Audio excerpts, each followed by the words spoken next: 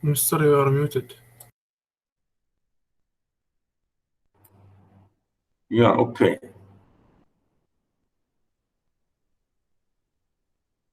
Right. Now I'm recording.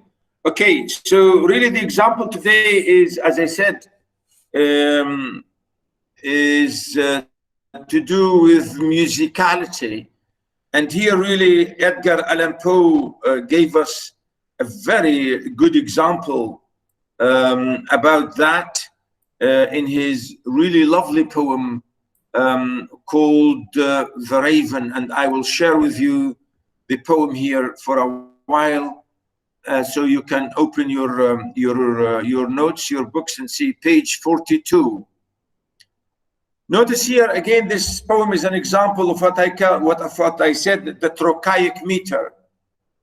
The trochaic meter, and this is also really a very long sort of meter, which is octameter. Means eight feet in each line. Once upon a midnight dreary, while I wandered weak and weary. Now notice here what I mean by once upon midnight dreary, while I pondered weak and weary. Notice here, while we, this is alliteration, repetition of the first sound. Once upon midnight dreary, while I pondered weak and weary, over many a quaint and curious volume of forgotten lore. Again, notice here where I say quaint, curious. Again, you can see this as alliteration. While I nodded, nearly napping, suddenly there came a tapping. Again, notice the internal rhyme, napping, tapping. Okay, so this is, they say, I nodded, nearly napping, suddenly there came a tapping, as of someone nearly rapping at my chamber door. It's some visitor, I muttered, tapping at my chamber door, only this and nothing more. Now, you can see, of course, the musicality in it, and you can see the half, as if this line really is like written in Arabic poetry. Like once upon midnight dreary, that's one section of the line. While I pondered weak and weary, you can see this as the second section of the line. But really, this is it. We call this internal rhyme. They say dreary,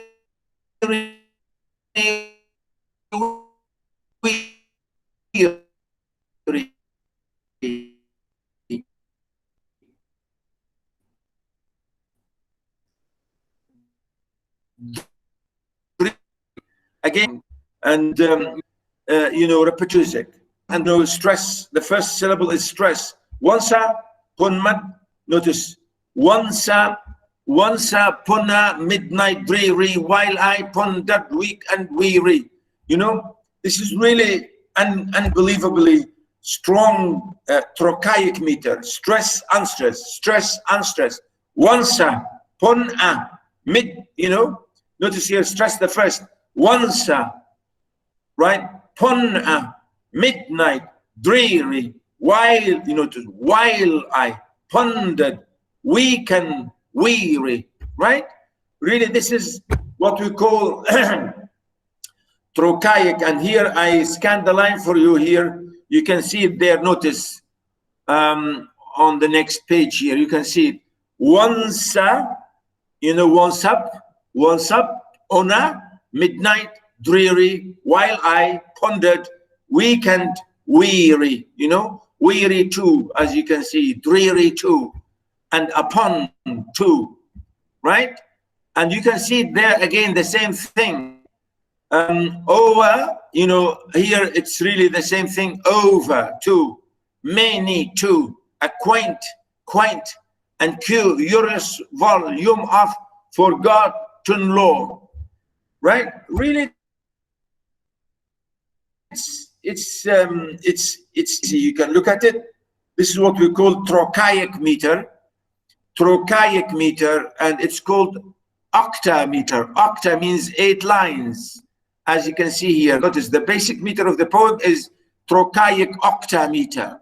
That is 8 lines of trochees, pairs of syllables. The first one is stress and the second one is unstress. All these verses, all this poem is written in the same form, trochaic meter. I think Edgar Allan Poe was amazing in this lovely poem. Of course, the last line, because it was what is called refrain, it was different. Only 4, because you can see, only this and nothing more. Notice, only this and nothing more. You can see that, of course, in this cantion here, right? At the end, of course, at the end of the day, we have some irregularity, like, you know, like we say do and do and more, you know, this is only 1 syllable, but it is stress. Chamber door, because he wants really to show you the sound clearly and stress emphasis. Okay, boys and girls, do you follow? Yes, doctor. Very good. Now, really, this is the example here I'm saying, and of course, the idea, I think, is very simple. So here we have a man who's staying at home in the middle of the night, and he said, I pondered weak and weary, meaning I was really thinking and I was tired, you know, I was really weak and I wanted to sleep. Weary, and, you know, as if to say, I'm absolutely tired and I want to sleep. Over many quaint and curious volume of forgotten lore. He said, I was looking for, you know, reading some strange books, really very old books. Forgotten lore means books and education and knowledge, as if he's sitting in his room, looking in his library and looking at old books. And that's what he means, over many a quaint and curious volume. You know, he's saying very nice old volume of books I was looking at. While I nodded, you know, to nod, meaning you are sleepy, you want to sleep. I nodded, nearly napping, you know, I was nearly asleep. Suddenly there came a tapping, and then suddenly somebody was knocking at my door, as of someone gently rapping, like someone is scratching at my door. It's not really, you know, rapping, but like, you know, scratching. As of someone gently rapping at my chamber door. Notice the emphasis saying, really as if I hear somebody as if is nearly scratching at my door and gently knocking at my door. It's some visitor, I muttered. He said, you know, he said to himself, I said, maybe it must be some visitor. Tapping at my chamber door. Again, he's repeating, maybe some visitor knocking at my door. Only this and nothing more. Distinctly I remember it was in the bleak December, and each separate dying ember wrote its ghost upon the floor. Eagerly I wished the morrow, vainly I had sought to borrow from those sources of sorrow of the lost Lenore. For the rare and radiant maiden whom the angels name Lenore, nameless here forevermore. Again, notice really the lovely music here. You're saying, now I remember, distinctly, clearly, now I remember. It was in the bleak December. Again, notice the internal rhyme. Remember December, right? Distinctly I remember it was in the bleak December. Bleak means absolutely dark and miserable night, in the middle of the night in December, when it's really very, very dark. And each separate dying ember, again, notice the rhyme, December, remember, ember. You know, he goes on with this internal rhyme. This is what we call internal internal rhyme. Internal rhyme that is within the line, not at the end of the line. Again, if you go back to the rhyme, you can see weary. Now, where is the rhyme? The next one say law, and then tapping, and do, and more.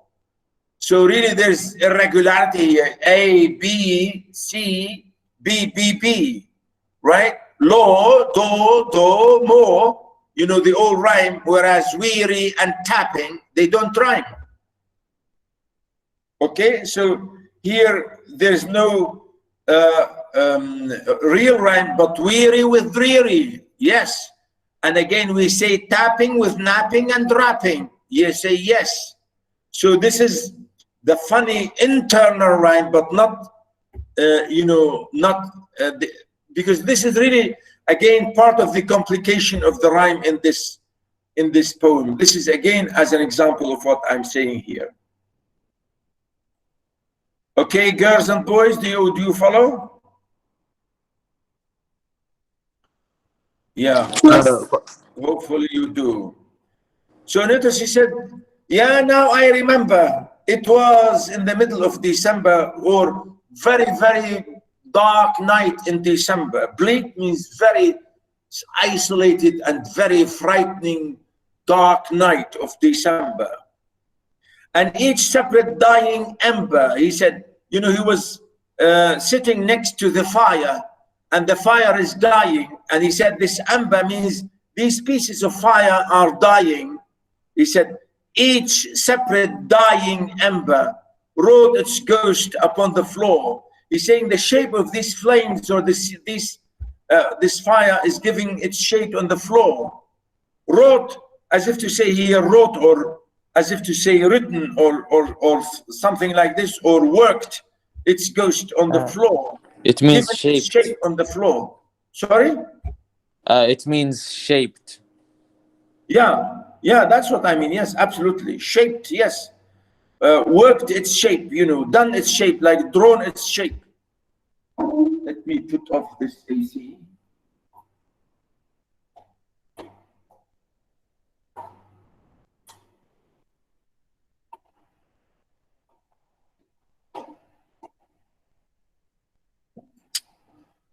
Okay, now notice here how again he is comparing this. Notice, eagerly I wish the morrow, vainly I had sought to borrow.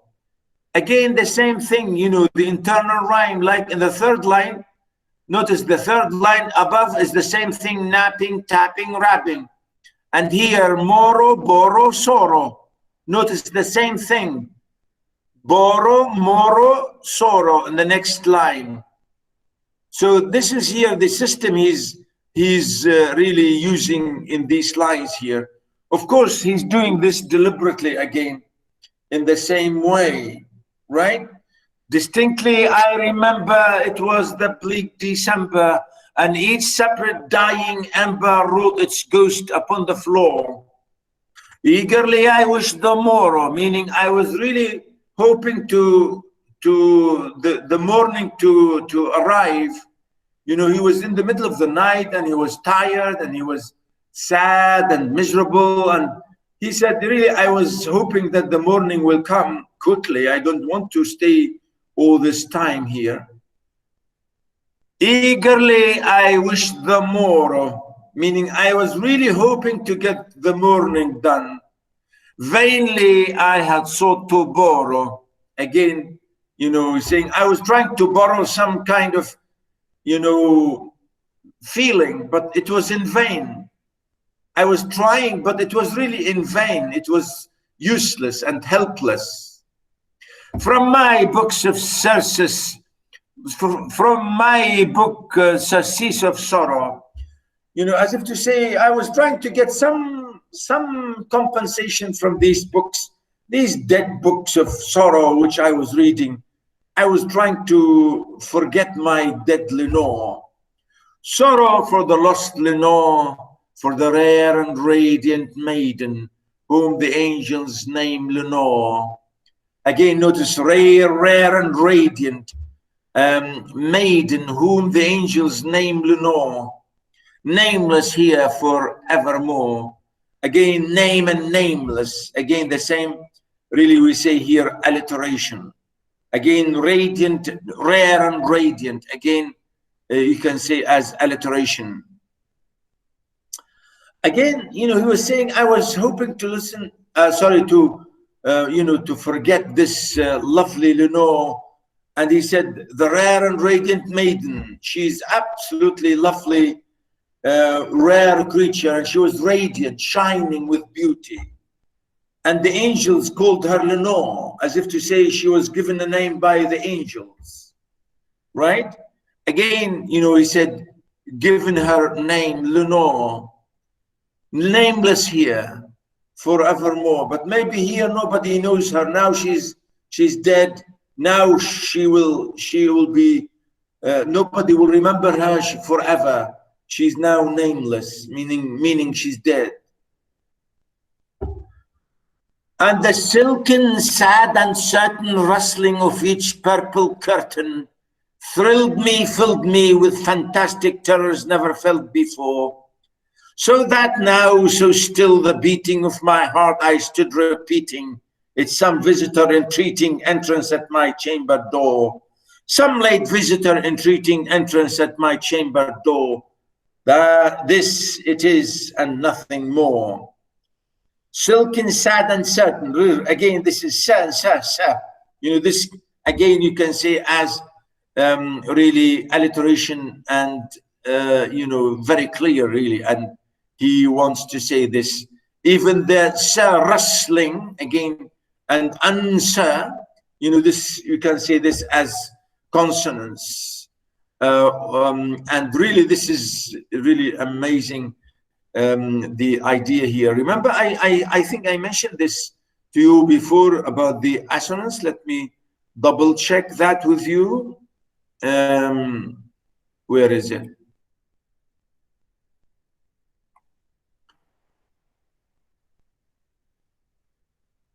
Oh,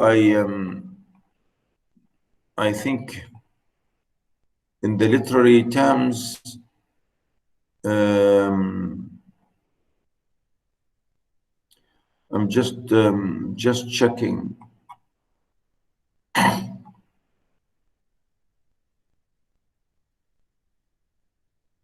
Well, anyway, no problem. Really, don't worry about it. But this is the idea. Sometimes the repetition of consonant sounds. We call this as assonance. Yeah, well, no problem. Really, it's. I'm just checking if. No, it's not mentioned here. I don't think I mentioned it. No problem. It's above, Doctor, within the paragraphs. Oh yeah, it's mentioned. Where what paragraph? Wait a second. I don't know. I mean, I mentioned it somewhere. I can't remember. But anyway, no problem. Really, it's not. I mentioned it. I remember I mentioned it. I can't. On page 4, the last paragraph, the one before. It was hard for me to find it too. Yeah, I was, because I thought I mentioned it sometime. Yeah, you see alliteration, assonance, and consonants here. You can see, notice consonants, the repetition of consonant sounds. You see here, yeah. So the combination, as you can say, of assonance and consonants is rhyme. Again, the same thing. Really, what we call this as rhyme. Okay. Yeah, I mentioned that because I remember I mentioned this somewhere. Yeah, on page 4. Thank you. Yeah, who is this? Ismail or who? Yes, me, Ismail. Yeah, I couldn't. I'm not. I don't see the main page. I'm looking here at the sharing text. Okay, good. Now, really, this is. Oh, where are we? Yeah. Really here, you know, the poet is doing this really deliberately. Again, as I said, everything in this poem is to do with style and really the language and the music. Really here, this poem is done only for, mainly for this. And the sad and the silken sad and certain rustling of each purple curtain. You know, look at this long line here. You know, sad, silken, certain rustling of the purple curtain. You know, he's saying this curtain that he has is moving. And he said this silken and sad and rustling, uncertain rustling, meaning uncertain movement of this curtain and the purple curtain. You know, the choice of words here really are amazing here. He said, this movement of the curtain really, the sound and the movement of this curtain really is frightening me. Notice, thrilled me, filled me with fantastic terrors never felt before. Again, notice, fantastic, filled me, fantastic, felt before, for, you know? And all this is alliteration and consonants, really is doing it again. You know, he said, I was terrified by this noise of the curtain moving. So that now, to still the beating of my heart, I stood repeating. He said, so now, to make my heart stop, notice here he used the word to still as a verb. To still means to stop my heart from beating. I stood repeating. And then I stood, and then I was repeating to myself, oh, it's some visitor entreating entrance at my chamber door. Some late visitor entreating entrance at my chamber door. Again, notice entreating entrance. And, you know, and you know, how many times you want to say entreating entrance? You know, he's repeating this again and again, I think for musicality. Of course, we are talking here about the refrain. The refrain mainly is done again for musicality. Only this and nothing more. Nameless here forevermore. This it is and nothing more. You know, this is again what we call the refrain is done only for musicality, which is again lovely. Presently my soul grew stronger, hesitating then no longer. Sir, said I, or madam, truly your forgiveness I implore. But the fact is I was napping, and so gently you came rapping, and so faintly you came tapping at my chamber door, that I scarce was sure I heard you. Here I opened wide the door, darkness there and nothing more. You see here now he's talking to the outside. He said, presently my soul grew stronger. You know, he's saying, oh, suddenly now I started to become stronger. Hesitating then no longer. Again, notice stronger, longer. You know, again, the internal rhyme. It's really lovely. I love this poem. You know, I always teach this poem. I always teach Edgar Allan Poe. He's a lovely man. I like him. He's absolutely amazing, crazy man. Really. Presently my soul grew stronger, hesitating then no longer. He said, I became stronger. At this moment, I became really strong.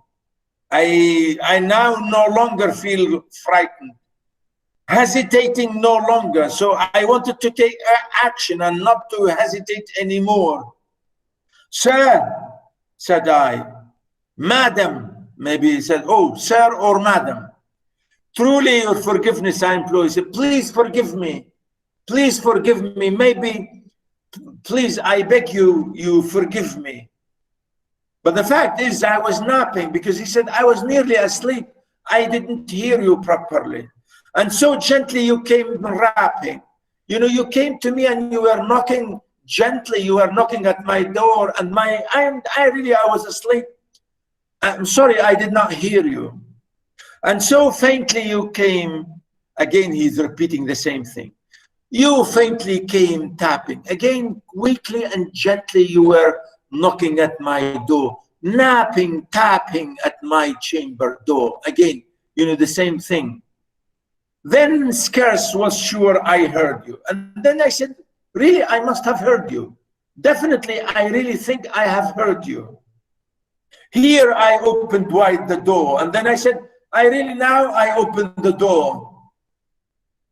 Darkness there and nothing more. So, and then I looked and said, well, what's going on? I see nothing, only darkness. Nothing, only darkness and nothing more. Deep into that darkness peering, long I stood there wondering, fearing, doubting, dreaming dreams no mortal ever dared to dream before.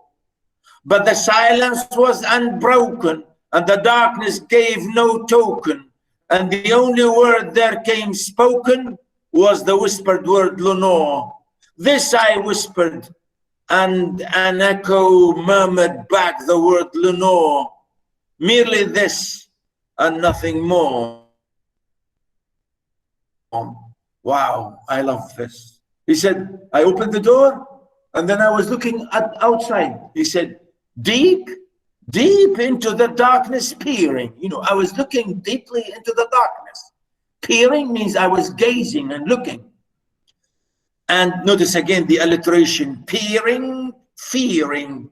Again, notice here, peering, fearing. Again, maybe it could be doubting, dreaming. You know, again, the same thing. Peering, fearing. So he said, I looked outside into the darkness and I was really, really, really looking, you know, deeply looking. For long I stood there. I stood there for a long time looking, wondering, asking myself, what's going on? Who's here? Wondering and then fearing, doubting, you know, wondering, fearing, doubting, dreaming. Dreams again, notice, dreaming, dreaming, doubting, dreaming, dreams, dream. 5 in the same line. Doubting, dreaming, dreams, to dream. You know, amazing. How many did he has here? Doubt, dream, dreaming, dream, dream. You know, again, is amazing.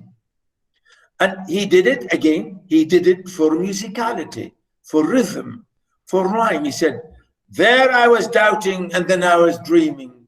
I was dreaming dreams. No one ever dreamed like those dreams. No living person, mortal means living men or women, ever dreamed those dreams before me. You know, those dreams I had, you know, they are amazing dreams. No one dreamed like those. But the silence was unbroken. The silence was unbroken. And the darkness was no token. You know, the whole thing was absolutely silent. Nothing broke the silence. The whole thing was absolutely dead silent. The darkness was completely silent. And the darkness gave no token, means the darkness really showed nothing, no sign, token, sign. The darkness showed nothing in it, no sign of life whatsoever. The silence was unbroken and the darkness gave no token. And the only word there came spoken. Again, look at the lovely internal rhyme. Broken, spoken, token. Broken, unbroken, token, spoken. I love this. Wallahi, I love this. You know, he's an amazing man. Notice, the silence was unbroken and the darkness gave no token. And the only word there spoken was the whispered word, Lenore. He said, the only thing I hear in this darkness, only some whispering, some strange name mentioned, Lenore, Lenore. Huh? This I whispered. He said, maybe I whispered.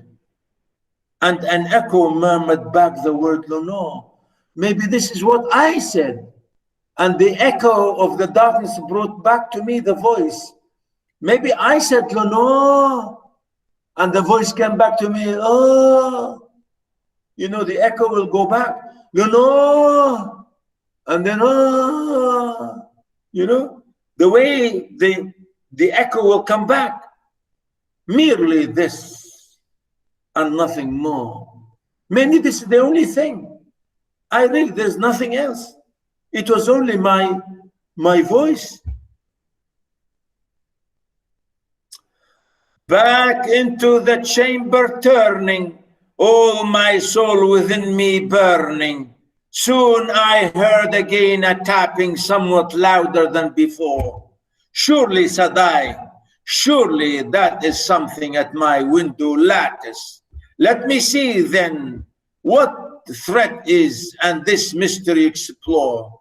Let me here be still a moment and this mystery explore. It's the wind and not, yeah?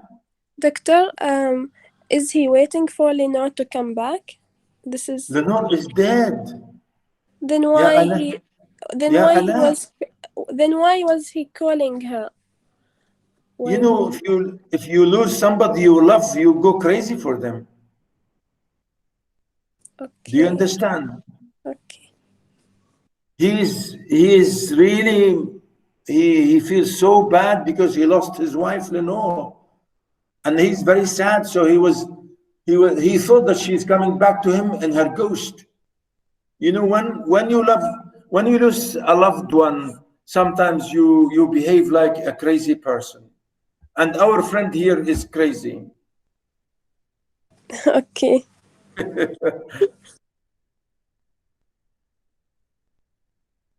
you understand? So really it's to do with absolute sadness. And he's saying, is it you, Lenore? You know, it's the same like in Annabelle Lee, remember? Yes. Now, let me go back to the poem. Really, it's an amazing thing. He said, back into the chamber door, the chamber turning. He said, I went back to my room. All my soul within me burning. He was really very angry and he wanted to know who was there in the darkness. You know, burning because he was, you know, eager to know, to see who was knocking at his door. Must be his wife coming back to him from the dead. All my soul within me burning. Soon I heard again a tapping, somewhat louder than before. And then suddenly again, the knocking was again at my door. And now the knocking was louder. Surely, said I, surely that is something at my window lattice. He said, maybe it's not at my door, maybe it's at the window. You know, something standing, sitting at the outside of my window, lattice, which is like a little edge to the window. He said, maybe something sitting on that edge, you know, wanting to come in or knocking at my window. Let me see. You know, he asked himself, or he's saying to himself, let me see then what threat is. He's saying, is this something threatening me? Is something really warning me? Let me see. And this mystery explore. Let me see and to get this done and I will know what's going on here. I really must know what is that. Let my heart be still a moment and this mystery explore. Again, he's repeating this. I will stop. I will make my heart stop beating for a little while and maybe I will know this mysterious thing. I will discover this crazy, unbelievable thing. It's the wind and nothing more. And now he's saying, oh, maybe it's only the wind. Really, it's not nobody knocking. It's only maybe the wind. It's only the last one I will finish. Open here I flung the shutter, when with many a flirt and flutter, again shutter and flutter, again flung the shutter, when with many a flirt and flutter, again alliteration.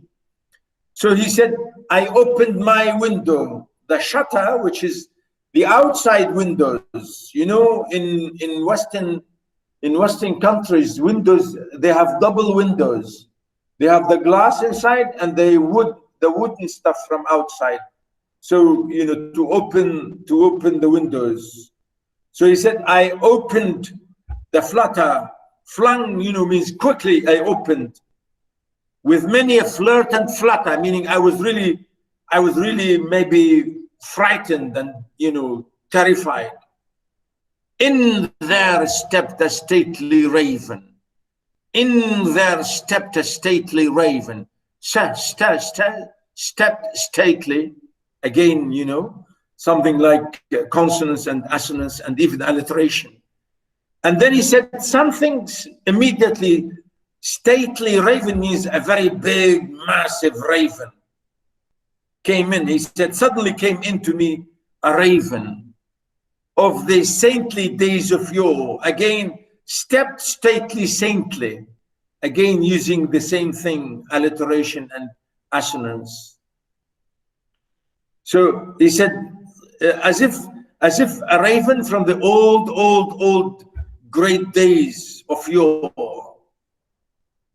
Not the least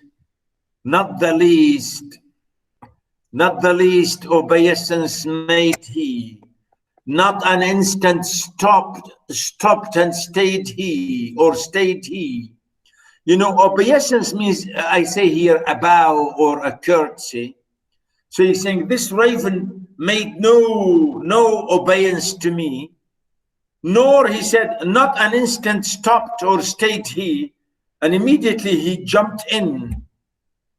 But as with mien of lord or lady perched above my chamber door, but this raven stood like a lord or like a lady, really by the look of a lord or by the look of a lady. And he stood there in a lovely way. Perched means stopped at my door.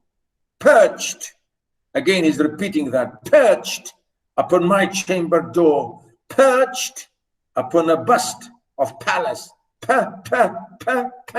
you know, perched upon bust and Pallas, you know, 5 or 4 right? Really, this is again to do with the alliteration. Perched, again, notice, perched and sat and nothing more. Then this ebony bird, beguiling my sad fancy into smiling, by the stern decorum of the countenance it wore, through thy crest be shorn or shaven, thou, I said, art sure no graven, ghastly, grim, and ancient raven, wandering from the nightly shore. Tell me what thy lordly name is on thy nightly Plutonian shore. Quoth the raven, nevermore. Of course, this poem is a long poem. I only gave you 8 sections of that, but really it's a long poem. Unbelievably really lovely poem. So really that's it here.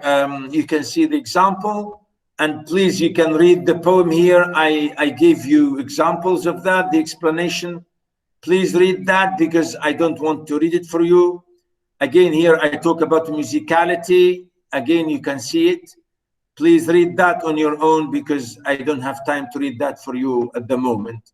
But all of this, you are responsible for all of this that I have given you here. Okay.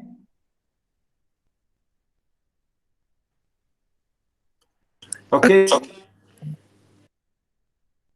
boys and girls. Any question?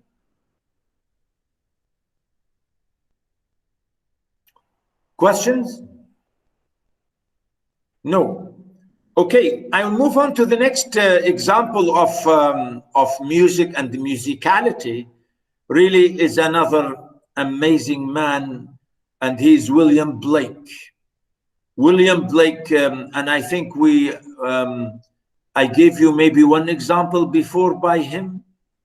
Yeah, I gave you London by William Blake, and today I will give you another poem by Blake, which is again an amazing example of musicality. And let me show you here. The same page with London, page 25. Look at this poem, The Tyger. Okay? The Tyger. Mr. Which page? 25.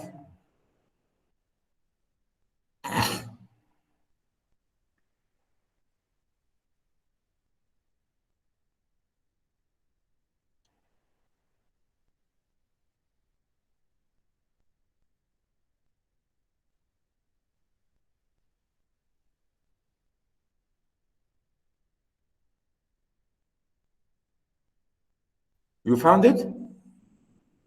Yes, Doctor. Yes. Look at this. The tiger.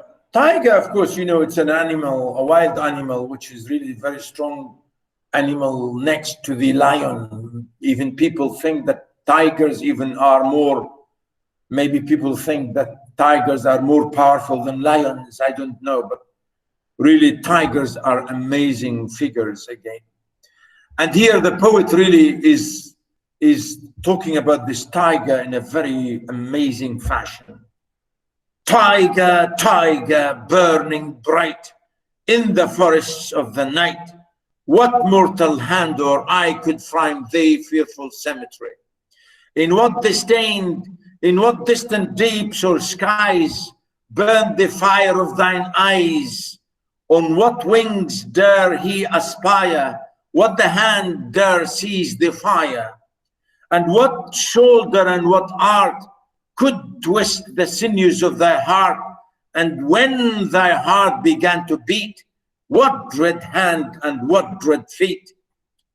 What the hammer and what the chain? In what furnace was thy brain? What the anvil, what dread grasp dare its deeply terrors clasp? When the stars drew down their spears and watered heaven with their tears, did he smile his work to thee to see? Did he who made the lamb make thee?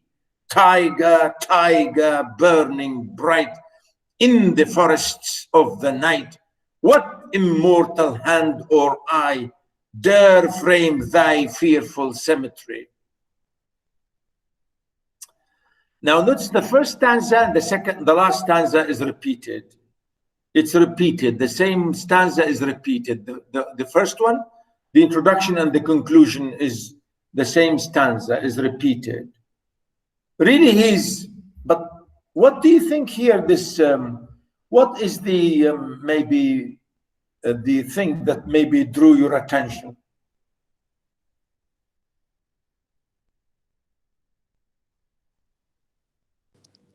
It has many questions.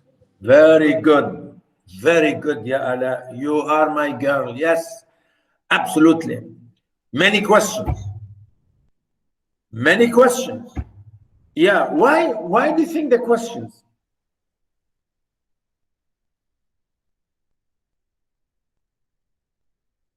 Boys? Maybe because he is fascinated. Yes, he is fascinated. Absolutely fascinated. fascinated. When you are really, when you are fascinated by something, you say, God, what is this? Wow, wow, what is that? You know, you ask questions. And here the poet, really the speaker, is looking at this tiger and saying, my God, what is this tiger? And the way he's describing this tiger is all amazement, all really shocking questions, questions of absolute amazement and power. And he's repeating so many strange images about this tiger. You see, that's really why all these questions. Notice here the way he's, again, the rhyme, tiger, tiger, right? Tiger, tiger, really. And again, this is stress, unstressed. This is again trochaic. Tiger, tiger, burning, bright, you know, stress first. And this is why I say trochaic. We don't say tiger, tiger, right? Burning. We don't say burning. You understand? So stress at the beginning. Tiger, tiger, right? Tiger. You got it, boys and girls? So this is clear, is trochaic. Tiger, tiger, and tetrameter. Four.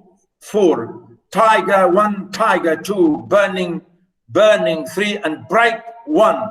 Here, irregularity in the same thing like in Edgar Allan Poe. The last line is only one, which is stress, bright. Tiger, tiger, burning, bright. You know, stress, unstressed, stress, unstressed, stress, unstressed, stress. Again, in the forests of the night, in the forests of the night. You understand? I'm scanning here for you. I'm sure you are following,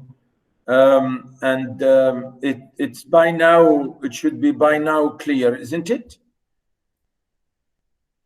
Yeah.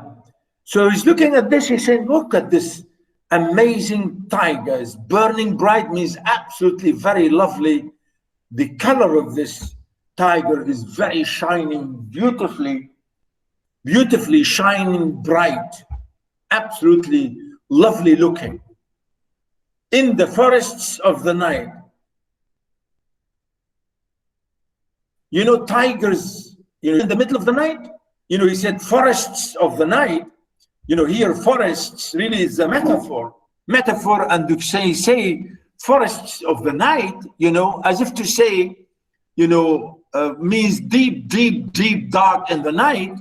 Or again, you can say forests in the real sense, in forests and at night, you know, in forests at night.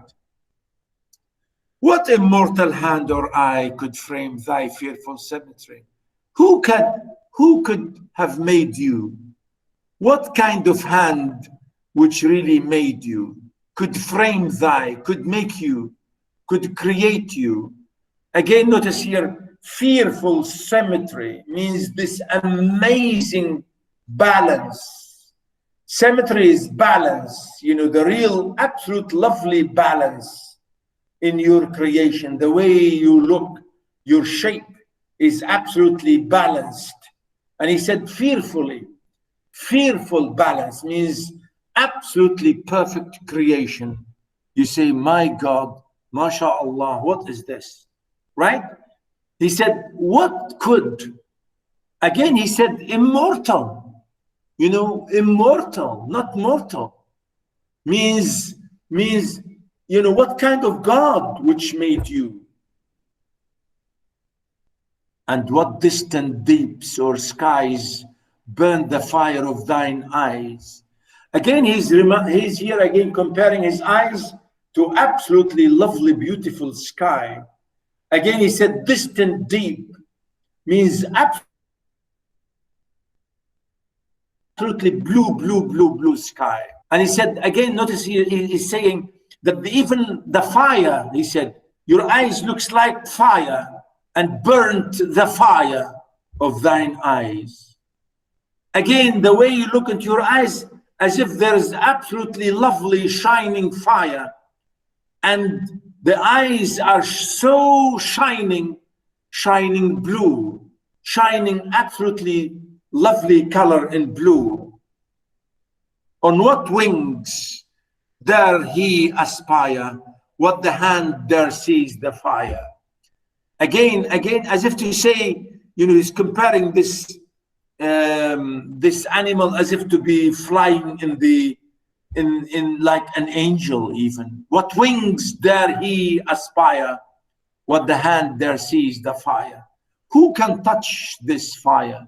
No one can ever be able to touch this animal because it's such an amazing, strong animal.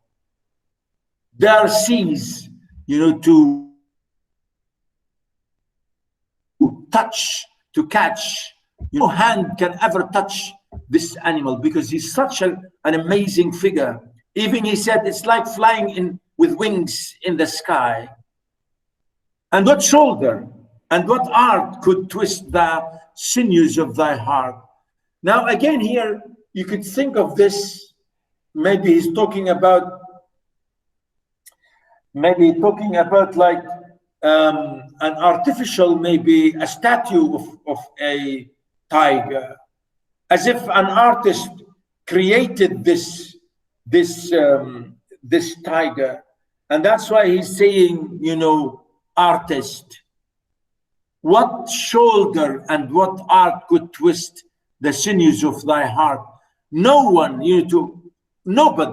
no one can create such a perfect shoulder and the perfect beauty. Again, the sinews of thy heart, even every single line or twists in the blood veins of thy heart, even the inner blood veins of your heart. No one can do that. And when thy heart began to beat, what dread hand and what dread feet.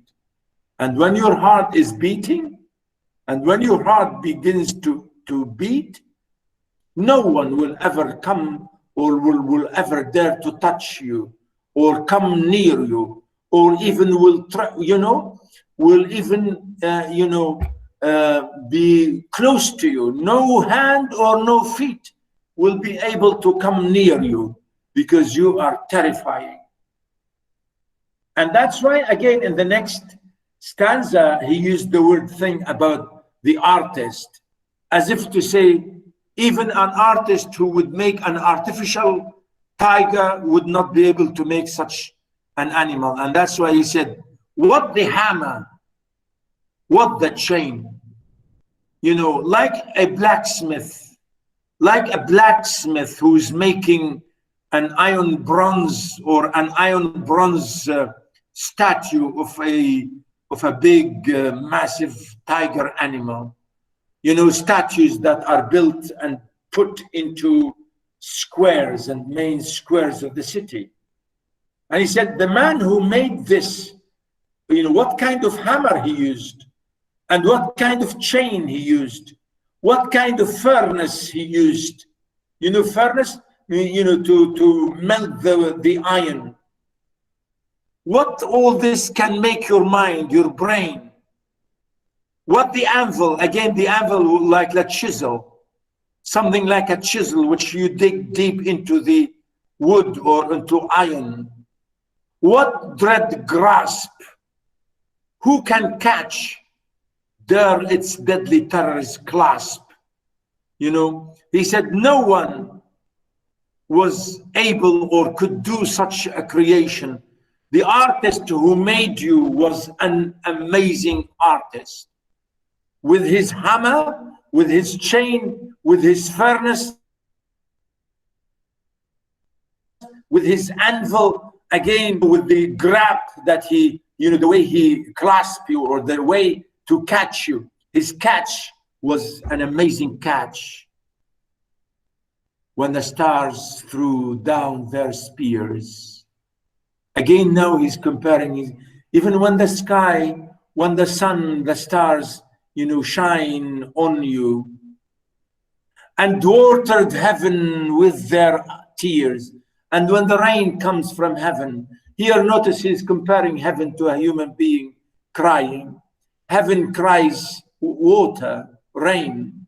And here he said, watered heaven with their tears, means when the sky rain, the rain coming down from heaven, from the sky. So he's comparing here the heaven, or comparing heaven to, to a human being crying tears. Really, this is amazing, again, personification, if you like. With their tears, did he smile his work to see? Did he who made the lamb make thee? In this line, really, he's using both. When you are an artist and you create something, you say, wow, did I make this? My God. And he smiled. When you create something lovely, you smile, you say, my God, I made this. How did I make this? Did he smile his work to thee? Ya Ammar, Ya Ismail, Ya Anas, and everybody else, why capital H here? Did he, his work, did he? For emphasis.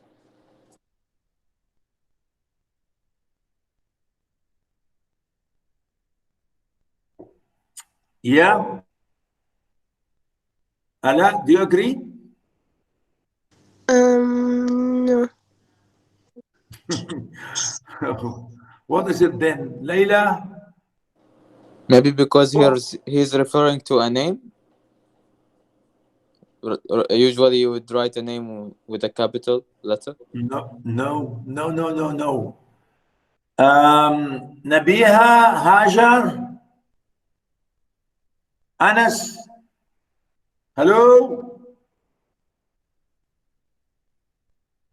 Yes, Come Doctor. on. Yeah? Does he like means the creator or something? Of course. Very good, Ya Ala. Of course, God, he means God. He refers to God. When you mean he, capital H, you mean God. Always. Always. Okay? Okay. So really here he's saying, as if to say, God made you, right? And he said, did God really smile when he made you? Did he, the same God who created the lamb created you?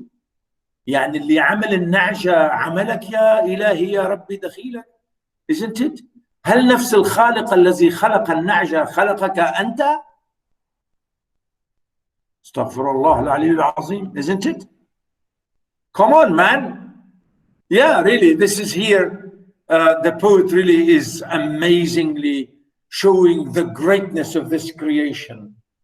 Meaning God is the great, of course, the great creator. He said, he created everything, of course.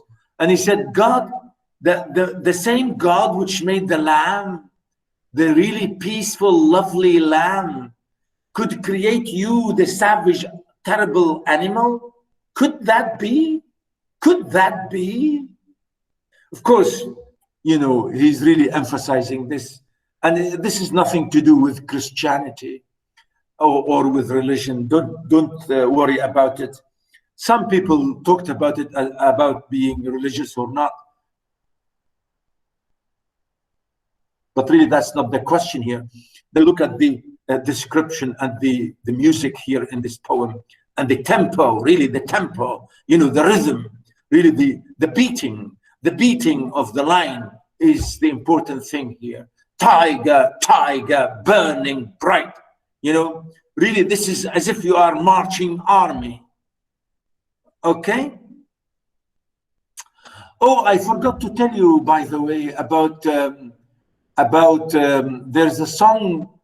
I think I mentioned this to you last time, ya Ala, last year, Which song? by Tony Hanna. I don't remember. You don't remember? With the raven, he said, you know, once upon midnight dreary, I wandered weak and weary. Once upon midnight dreary, يعني, there's a song by Tony Hanna called 10 11 12 وأنا وحدي وفجأة دق الباب, etc. Really, it's absolutely lovely song by Tony Hanna, the Lebanese singer, and even another really Milham Barakat also sang this song. It's the same story. And he said, but that story, he changed it. He said, the man who was knocking at the door, who was something, he thought he was a robber, and then he beat him. Right? But here the story, the person who was knocking was his wife, or was the raven. And he asked, was it the raven was the ghost of his wife or nothing? I don't, nobody really knows. So yeah, this is really the next example here. I think this would be enough. Maybe today I will finish with another one, which is really lovely. Well, maybe you always say to me, doctor, you always say lovely, but yeah.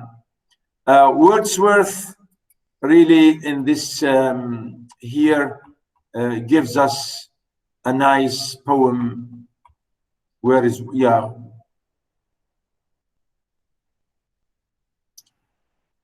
We have more than 10 minutes. I'll read it for you. The Solitary Reaper, page 27, 28. Yeah, 28. The Solitary Reaper. Behold her, single in the field, yon solitary highland lass, reaping and singing by herself. Stop here or gently pass. Alone she cuts and binds the grain and sings a melancholy strain. Oh, listen, for the vale profound was overflowing with the sound. This is a lovely poem. It's about music in the same way. Here we have a young lady who is harvesting her land, harvesting her wheat.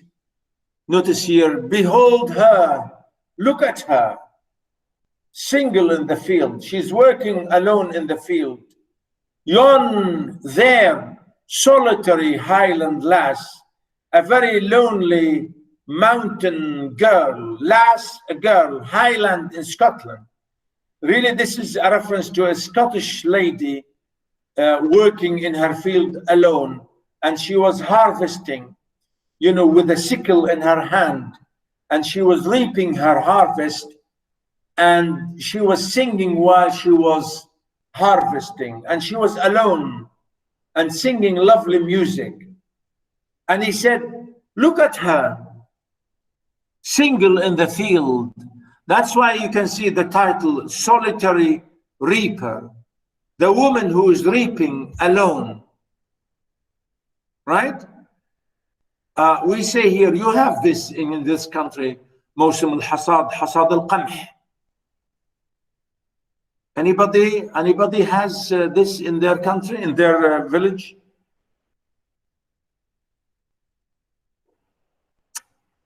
Layla, in Salalah, do you have that in Salalah?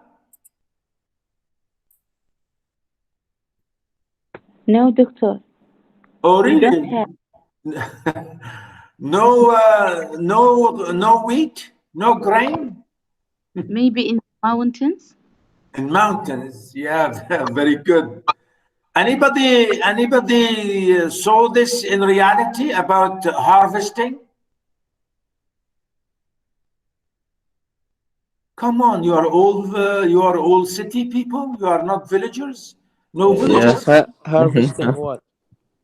Harvesting wheat, grain. Al-qamh. No, we don't harvest. Way to harvest dates. Good. Yeah, but I've seen here on TV, I've seen in places, you have people, I've seen, they say they have really lovely places where they grow wheat and grain, which is lovely, really. I saw it. Yes, I saw it in, sorry? النزوة. In Nizwa, yeah. Yes. Yeah, I've seen it on TV, and they say, you know, they say really they have a really good this year, or maybe last year, I can't remember, maybe last year or this year really. So here the poet is speaking about this lonely, isolated lady harvesting her field. Behold her, look at her, single in the field. Yon solitary highland lass, she's a lonely young lady. Lass, a girl. It's a Scottish word. They say lassie or lass. And the same thing for the boy, they say lad. My lad, lads or lassie. Lassie for girl and lad for boy. Yon means there. Yon solitary highland lass, reaping and singing by herself. Stop here or gently pass. Either you stop here or gently, slowly pass. Don't interrupt her. Alone she cuts and binds the grain. She's doing her job, cutting and binding the grain, and sings a melancholy strain. And she's singing a melancholy song, a very lovely melancholy, song. Oh, listen for the veil profound. He said, as if he's speaking to someone, say, please listen. Even the valleys, veil means valleys, are echoing her song. Oh, for the veil profound is overflowing with the sound. He's saying, oh, this valley, remember this is highland, means mountains and valleys. He said, even the valleys and the mountains are echoing the sound of her music. It's really lovely. Again, notice, field lass herself, field herself pass, and grain strain profound sound. Again, if you want to say A, B, really, again, here, irregularity herself, it doesn't rhyme with anything. A, B, C, and then B, and then D, D, D, D. Sorry, again, D, D, or E, E. Again, the rhyme here is very, if you like, irregular. It's really, again, really very short. If you like, very short, if you like, as I said, lyrical, absolutely lyrical poem. No nightingale did ever chaunt more welcome notes to weary bands of travelers in some dainty haunt among Arabian sands. A voice so thrilling never was heard in springtime from the cuckoo bird, breaking the silence of the seas among the furthest Hebrides. Here we have good rhyme. Chaunt, haunt, lands, bands, and sands, heard bird, and seas these. Here really, you have rhyme here. Again, he's repeating the same thing. No bird, because nightingale is the lovely, most beautiful bird. The singing of this bird, he said, no nightingale ever did sing like her. Her singing is even better than this nightingale. And really, in Arabic, we say for nightingale is like al-bulbul. Ta'ir al-bulbul, or I don't know, maybe some other name you have in Arabic, I don't know. But really here is an amazing description, because they say, or people believe, that the nightingale is the best or the only bird which sings really lovely. He said nobody, no nightingale did ever sing like her. More welcome notes to weary bands. You know, even to any you know, amazing band of music or people who play music, no one played such a tune. Of travelers and some shady haunt among Arabian sands, even among the travelers in the Arabian deserts, no singer ever sang something like this. Again, it says shady haunt in those really amazing, you know, even in the maybe difficult circumstances in desert life, or even in oases, like when the travelers sit and, you know, rest for some time and play music. A voice so thrilling never was heard. Her voice is so lovely, nobody was ever heard her voice. In springtime from the cuckoo bird. Even in spring, the cuckoo bird will sing. No cuckoo bird could sing like her. Breaking the silence of the seas among the farthest Hebrides. This song is breaking the silence of this area near the sea, because the highlands in Scotland, you know, high mountains, and you have seas everywhere. And the mountains here, the islands, these islands called Hebrides. Hebrides, this is the name of the islands. He said among the farthest Hebrides, you know, the seas around these islands is very silent and very quiet. And this singing, nothing is breaking this silence in this area near the Hebrides Islands. Again, farthest means far, far, far away islands of Hebrides. Will no one tell me what she sings? Can anyone tell me what is she singing? I can't understand her language. Will no one tell me what she sings? Perhaps the plaintive numbers flow. So he's listening to her and he can't understand what she's singing. You know, this is the idea that he couldn't understand the language.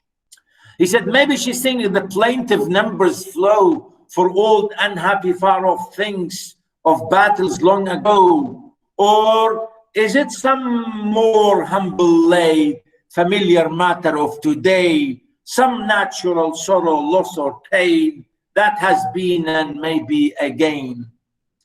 Maybe she's thinking about a dead song or a sad song, about a battle. You know, perhaps he said simple kind of song, numbers flow, kind of easy song from an old happy or maybe unhappy time when soldiers were fighting against the invaders, you know, long time ago, in battles of soldiers defending the land? Or is it some normal, ordinary, humble lay means ordinary people song, humble lay means normal people? Is it really a song of a normal people, familiar for everybody? The subject even is familiar of today. Is it familiar? Can anybody tell me? Maybe some natural sorrow, maybe some loss, maybe some pain.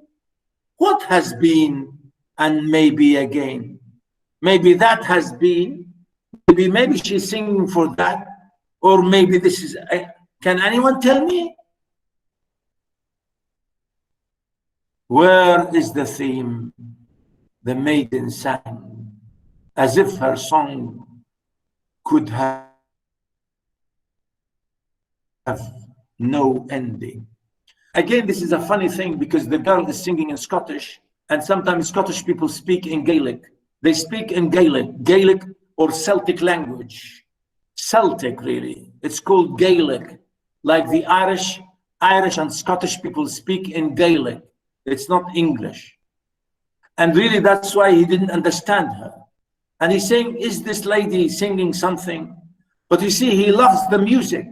And this is it again, the musicality of this poem. Because really, musicality is the subject of this poem. He's in love with this poem because of its music. He's in love with the song with this lady because of the music, the singing that she's singing. So this poem, all of this poem is about singing, is about the song, which he could not understand the language, but he understands the sound, the music. Where is the theme? Whatever the theme the maiden sang, it means no matter what is this the lady is singing, I don't care about what she is saying, or I don't care about the theme. As if her song could have no ending. Meaning the way she sings, I could never forget it, and to me it was everlasting. No end. I saw her singing at her work, and over the sickle bending, I listened motionless and still, and as I mounted up the hill, the music in my heart I bore, long after it was heard no more. Means that song, after I left, I will never forget that song. He said, I listened motionless and still, and I mounted up the hill, and I went up and up in my way, and that music stayed in my heart forever. I carry this in my heart forever, long, long, long, long after it was heard no more. It's a lovely, absolutely lovely poem about music, about the musicality of poetry. Is absolutely important. This is the theme, and I gave you here commentary. Please read it. It's nice. You read it, because I think that's enough for you to get the idea about it. Okay, and that's it for today, ladies and gentlemen. I think that's enough. Sorry, I took more time than usual. So any